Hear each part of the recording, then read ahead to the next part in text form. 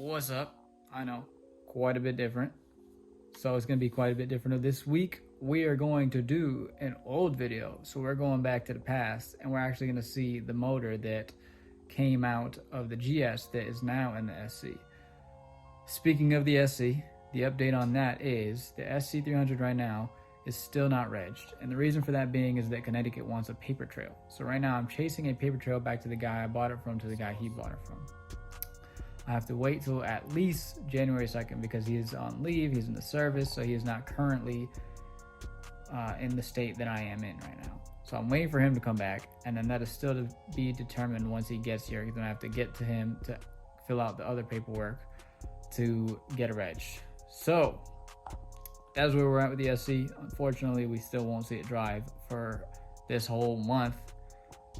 It is disappointing, trust me. I want to drive it. I want to drive that car. I'm dying to drive that car. So I'm trying to get this done as fast as possible, but we'll get to that when we get to that. With further ado, we're going to be jumping into the GS300, and I talk about a couple different things. I'm going to edit it, so everything that I say in here, it may not pertain, but let's just get into it. Now you're going to see the GS300. Also, to give you guys some of the idea of what's going on, I was not as good as I am now as filming, so I don't have everything. I will start to explain a lot of the stuff over the time lapses, so you guys will hear me chiming in with a voiceover, as well as I do not have an intro or anything in this video because I'm just filming everything. I was more like documenting it. Like I said, I wasn't as good as telling you guys what was going on. I also had planned to keep the car at the time, I believe, so I may refer to like keeping it and or things like that, but this motor actually ends up in the SC because when I ended up having the manual trans and deciding to swap it, it was easier to just rebuild this motor because I was already rebuilding it, and then put it onto the manual trans so that I could put that in, so as soon as I pulled the automatic one out. So now, let's jump into it. To give you guys a little more context here, this is a cold start. I actually had this car was running, and I got rid of it just because it needed so much TLC. I would have kept it if I would have known that it was simply the vacuum lines. Unfortunately, I did not. But this car also did need a lot of love in the actual body and the interior, so I didn't keep it.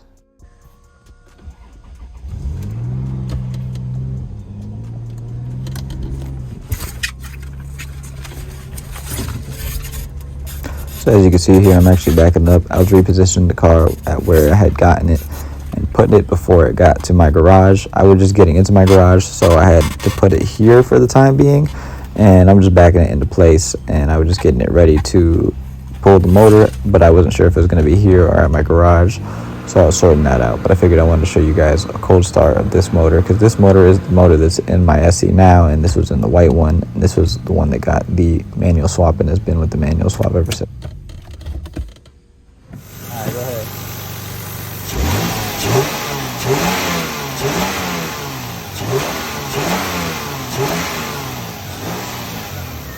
So we're hearing something here, but we're trying to figure out if it's the EGR or if it's something to do with the intake right now.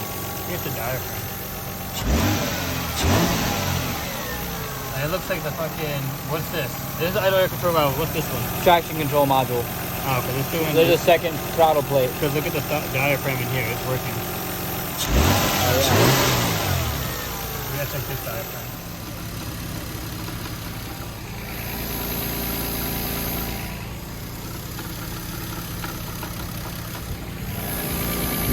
You guys hear the difference in the sound and how much better that one sounds? This one's quieter, but the compression just sounds better on that one. Oh yeah. Hi.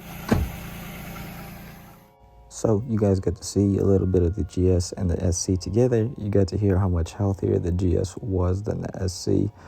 And unfortunately, I did not know about vacuum lines and all this other stuff that I know about now. So I actually ended up getting rid of it. And I honestly could have just done the vacuum lines and drove it. Unfortunately, that car also did need a lot of TLC in the suspension, the body, the interior, and a whole bunch of other things. So it just was what it was. I took my loss. I didn't want to spread myself too thin with the SC in this car. Oh no, I don't have a clip. So throttle body's off, obviously. We're about to do the compression test. This is the plug. It smells just like gasoline. So it's definitely fouled out. To be honest with you, I don't even know if that gap is correct. I think I have my tool in the car. So we're gonna put new plug. Well, first we're gonna compression test it. Obviously, if it doesn't have compression, it's a dub. So we did the compression test. I am so happy. We'll get to that. I know. Right now I got the hood off. The reason I got the hood off, you know, lights. We got good lights in here. I wanted to see, so it came off. But compression tested it. Amazing news. I thought that this bottom end wasn't going to be that great. It sounds better than mine, but still, it's got 190K on it.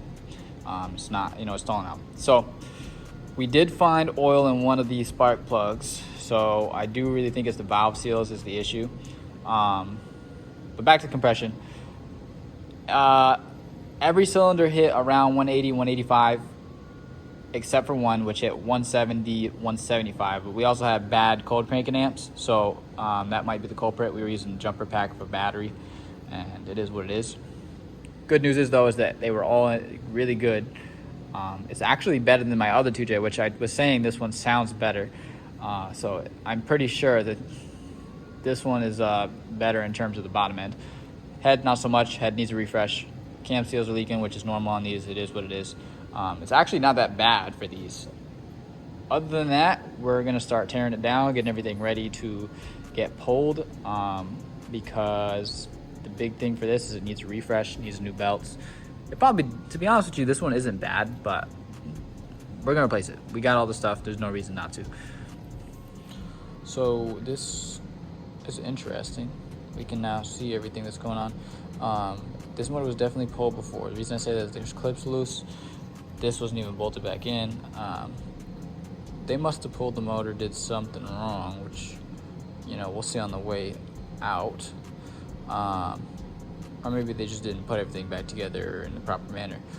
I mean, obviously, because if the motor came out and they didn't do the timing belt, or my bad, timing cover, the girdle and everything, you know, they skipped that or they did it wrong, whatever the case was, it's leaking.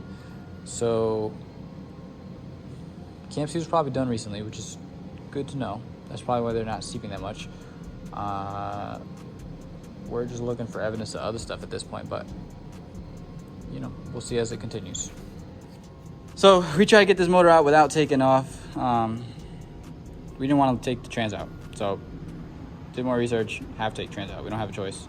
Manifold don't come off without taking the trans out. This got stripped. It is what it is. I mean, you can really snake in there, but there's no point because then you can't get the starter bolts, you can't get the top bellows housing bolts. So now we're taking out everything. So right now, we fought this thing for like 3 days not knowing that. Literally wasted mad time. We would have had it out by now. Rear bushings and the trans mount are freaking fried. So coming out with the trans mount, we just, you know, unbolted it and hopefully we could snake it out.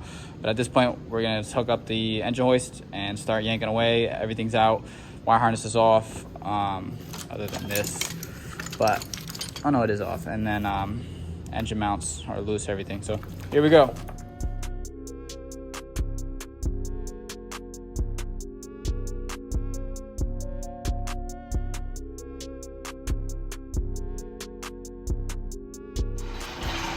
Engine is out. So this is it for today because I gotta go to work. I work at night, so I really don't have a choice. But the motor's out, trans is out, all empty. I might part it out, I might sell it, I don't know yet. If you look, you see those. So these are notorious for having softer bushings. A lot of people take the super bushings and put them in here because these ones are soft. It's supposed to be a softer ride, but it actually makes the drive worse. So yeah, if you see those sheared, bolts came right out of the engine mounts. That's it, it's out. It's time to start working on this beauty. So you guys saw the time lapse, all that good stuff. Motor's out, all that good stuff. I found another thing. So it looks like in this particular intake, you know, this bank, or cylinder bank, whatever you want to call it, fuel was being dumped in here. This is still wet. These ones are all dry, so it could have been the fuel rail as well. We're finding a lot of things that are, you know, not done to the T properly, you know. So there's a lot of things. working against this motor. We even found lines that were loose that might have been the problem, even ones that we think might have been unplugged, but there's just no way you could reach them from the car being, the motor being in the car. So we're at the point where everything's getting taken apart. It's gonna get a rebuild.